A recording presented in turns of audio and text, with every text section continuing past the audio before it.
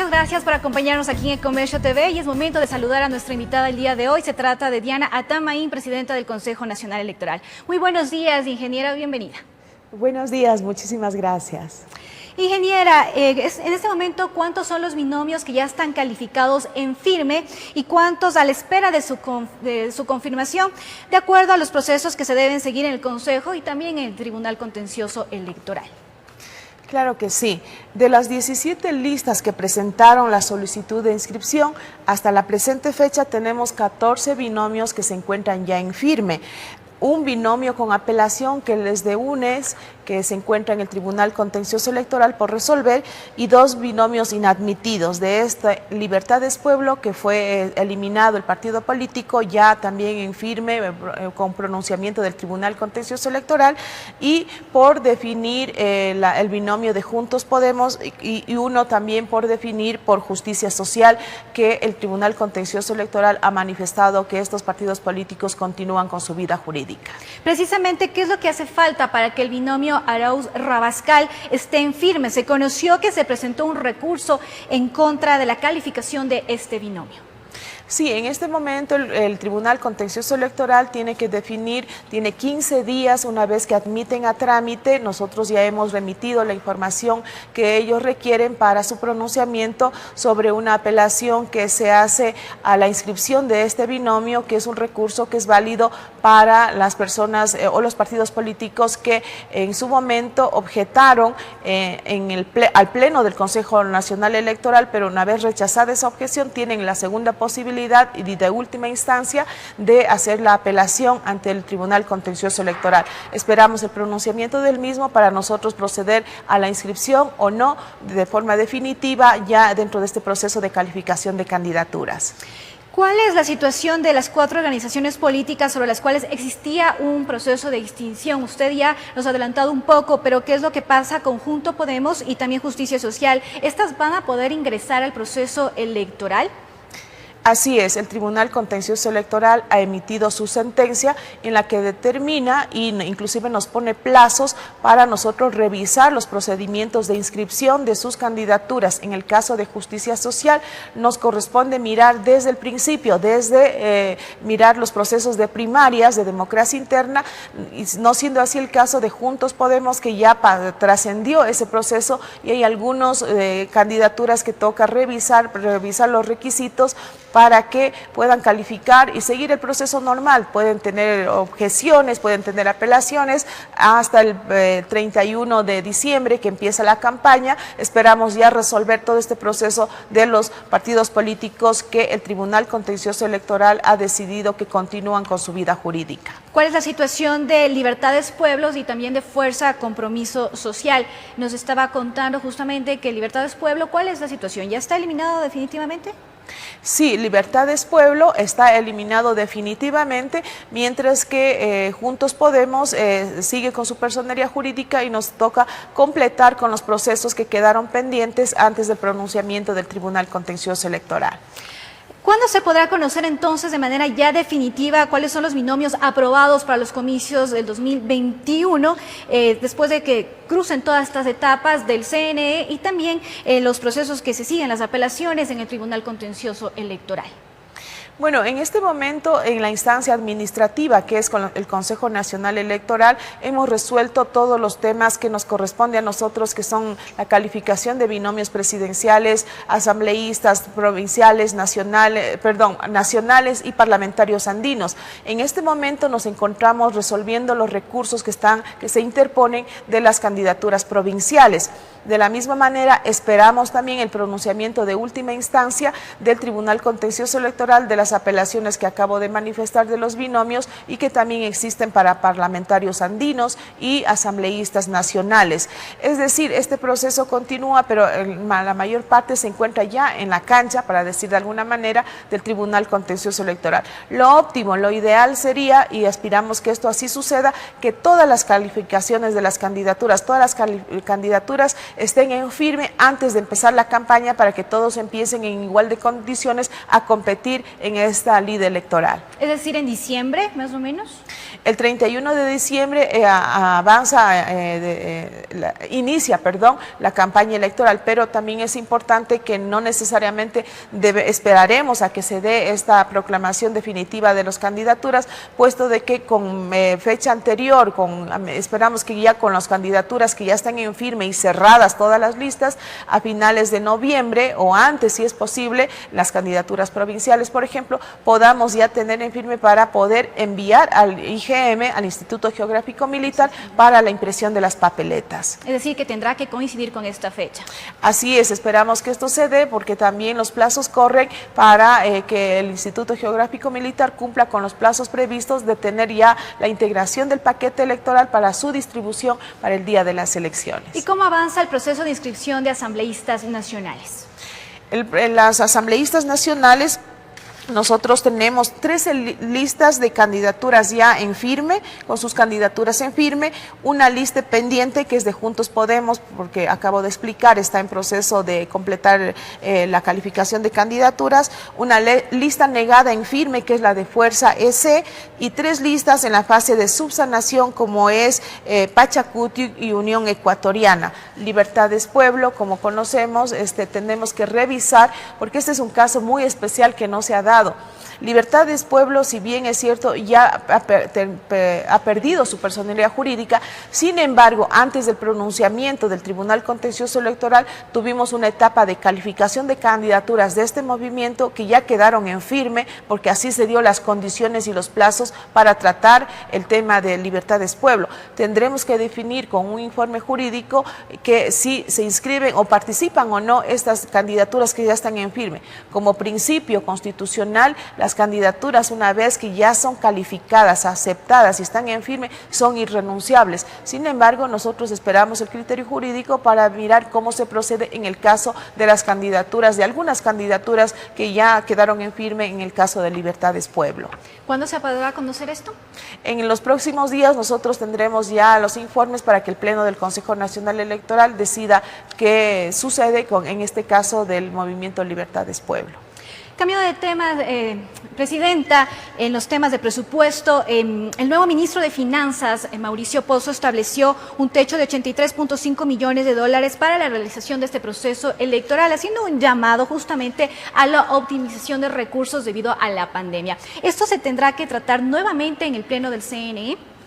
Así es, nosotros hemos trabajado de forma coordinada con el equipo técnico del Ministerio de Finanzas, siempre teniendo presente que el objetivo principal y sin perder de vista que los recursos de los ecuatorianos deben tener el interés de salvar la vida de los ecuatorianos y invertir para combatir la pandemia. Con esos criterios de austeridad y con la realidad que vive el país, en la realidad económica, hemos logrado optimizar este presupuesto sin dejar de cumplir con las actividades planificadas, sino compartiendo, digamos, de alguna manera algunos servicios y productos que nos dará el Ejecutivo, pero el rubro más importante en esta optimización que no asumirá ninguna institución es la reducción de sueldos y salarios del personal que se contrata en proceso electoral, que tuvimos un ahorro aproximadamente de 16 millones de dólares, que es el rubro más importante. Sin embargo, de esto nosotros queremos ya definir en estos días, yo había dicho entre hoy y mañana, si es posible, el presupuesto definitivo, puesto de que todavía no se ha concretado el ofrecimiento del Ministerio de Finanzas de parte del Ejecutivo, el alquiler del centro de mando y el espacio o el lugar donde se darán los debates presidenciales, que es obligatorio y que nos toca contratar en el caso de que no podamos acceder a las instalaciones donde eran las oficinas de UNASUR, que fue el primer planteamiento, y hay unos 2 rubros más que tienen que ver con campañas publicitarias sobre el proceso de las elecciones, la forma de votación, etcétera, que está por definirse y esperamos que en las próximas horas podamos cerrar con aquello para que el Pleno del Consejo Nacional Electoral revise y dé su aprobación a esta optimización del presupuesto que al inicio fue de 114 millones y que ahora quedaría con un tope de 83 millones de dólares. Entonces, la solución que se le daría al Ministerio de Finanzas, como usted ya lo ha mencionado, Presidenta, con respecto a este tema del lugar en donde será el centro de mando y también los debates presidenciales, será hacer una contratación externa. Así es, así fue planificado, sin embargo, con esta posibilidad de que se puedan ocupar estas instalaciones que no han sido utilizadas en los últimos tiempos, teníamos la posibilidad también de ahorrar por ese lado. Sin embargo, esperamos que esto se dé por unas cuestiones de logística, de algunas complicaciones que tiene este edificio. Estamos a la espera de que en las próximas horas tengamos el resultado ya definitivo, o si no tendremos que mirar que el Ministerio de Finanzas asigne esos recursos que al principio fueron considerados como un aporte o una contraparte del Ejecutivo. ¿Se piensa optimizar también con respecto a lo que se ha hablado en estos días de no hacer un conteo rápido? ¿Esta es una decisión ya definitiva? No, nosotros hemos analizado esta posibilidad de hacerlo, hemos conversado con algunos consejeros, tenemos el interés de hacerlo, sin embargo, la falta de recursos económicos donde se ha optimizado en todo lo que se ha podido, no se había presupuestado dentro de lo que se aprobó en el Consejo Nacional Electoral. Sin embargo, si logramos nosotros del presupuesto que tenemos optimizar aún más, siempre en los procesos de contratación, en los términos de subasta inversa, siempre hay ahorros. Si logramos tener los recursos, lo haremos. En todo caso, es también un tema que se debatirá en el Pleno del Consejo Nacional Electoral, o tendremos también que conversar con el Ministerio de Finanzas para que nos asignen esos recursos para nosotros poder realizar el conteo rápido. ¿Cuánto es el presupuesto que se necesita para el conteo rápido? Bueno, de los informes técnicos que nosotros habíamos pedido a las áreas pertinentes, aproximadamente el conteo rápido para presidente de la República a nivel nacional, obviamente, sería alrededor de $300.000, que es un rubro importante para nosotros, que tendremos que ver de dónde salen esos fondos. Señora Presidenta, ¿cuál es el plan de contingencia que tiene el CNE para las elecciones del 2021, dado la pandemia por el COVID-19? Hemos visto ya que ciudades como Guayaquil han aumentado sus restricciones.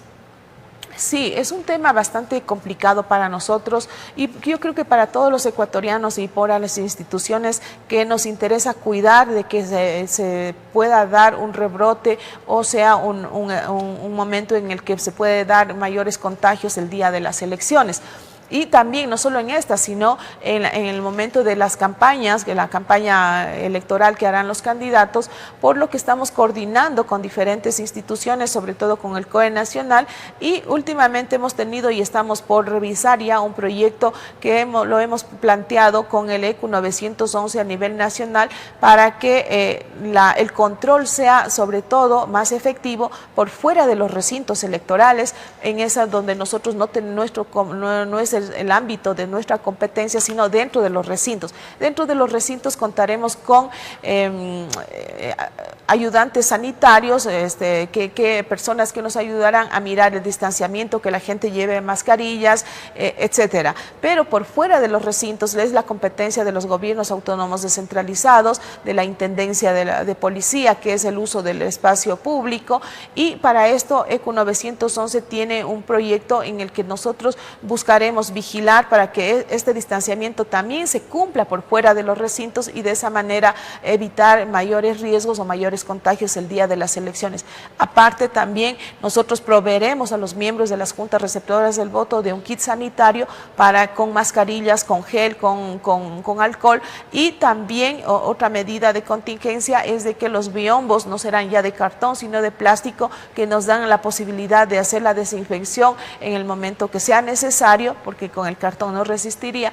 Y haremos algunas recomendaciones también a la ciudadanía, como por ejemplo que cada ciudadano pueda, en la medida de sus posibilidades, llevar su propio esperográfico para señalar las papeletas el día de la votación.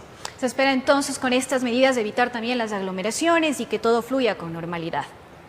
Esperamos que respondamos de forma positiva. Lamentablemente vemos como en Guayaquil, en la ciudad de Quito, se están advirtiendo de que las autoridades manifiestan de que no ha habido esa responsabilidad de la ciudadanía de mantener el distanciamiento social, de la utilización de las mascarillas, pero esperamos que todo esto que va sucediendo en estos días pueda servir para que sean como lecciones aprendidas y podamos ir tranquilos, seguros, el día de las votaciones, a ejercer nuestro derecho y obligación de elegir a las próximas autoridades.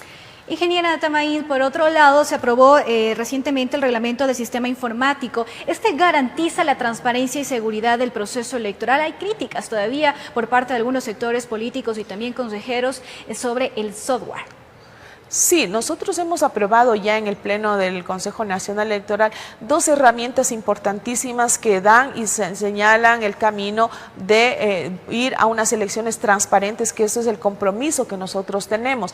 Esto es, primero, el reglamento de cómo se llevará el sistema informático y el proceso de elecciones, y luego está los mecanismos de implementación y de todos los cambios que se harán al sistema informático. Son 2 herramientas muy importantes que no podemos perder de vista. Sin embargo, eso no es suficiente para la autoridad electoral o para la institución como tal. Hay otros elementos que tienen que también ser parte de un proceso que garantiza transparencia, como es la participación activa, amplia, abierta de las misiones de observación internacional, de los observadores nacionales, de la conformación de los equipos de auditoría por parte de los partidos políticos que tienen que involucrarse para que miren y den seguimiento desde dentro del Consejo Nacional Electoral cómo se preparan las elecciones. Son elementos fundamentales en el que nosotros hacemos un llamado urgente y para que participen y de esa manera sean parte de la preparación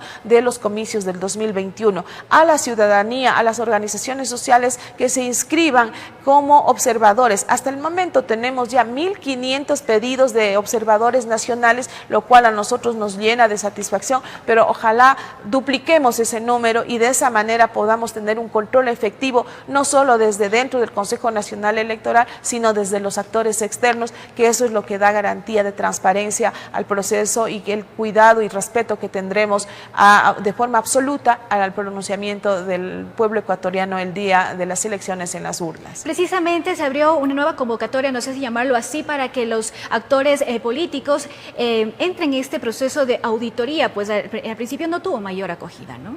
Así es, tuvimos solamente la respuesta de 2 organizaciones políticas nacionales, como es el Movimiento Creo y la Alianza UNES, y 4 organizaciones provinciales. Por eso nosotros volvimos a hacer un nuevo llamado, una segunda convocatoria para que participen, porque es fundamental que ellos estén. Asimismo, haremos una segunda convocatoria para que se inscriban también, participen organizaciones de la sociedad civil, organizaciones sociales, la academia, las universidades, que ayer devolvimos ese informe para que se amplíe esta invitación, porque nos interesa que haya mayor participación y vigilancia en este proceso electoral venidero. ¿Hasta cuándo estará abierto este proceso?